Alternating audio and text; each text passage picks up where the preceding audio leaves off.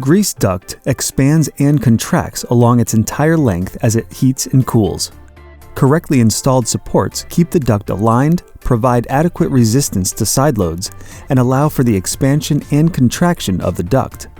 Insulated duct can be used in combustible surroundings.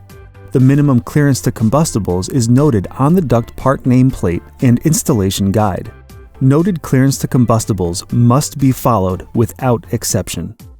Horizontal duct runs must be supported using the provided saddles.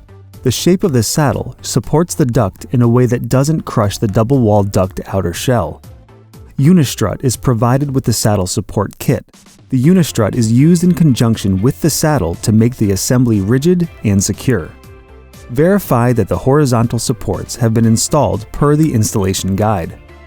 Supports must be spaced at a maximum of 7 feet for duct diameters up to 16 inches, and 5 feet for duct diameters of 18 to 36 inches. Horizontal saddle support kits come with a pre-cut section of unistrut. If additional unistrut is required, it should be cut to the same length as the support saddle. The horizontal saddle support is suspended using a minimum of half-inch threaded rod. Secure the support to the threaded rod as shown. The hardware setup differs for each kind of support. Torque all nuts to 57 foot-pounds.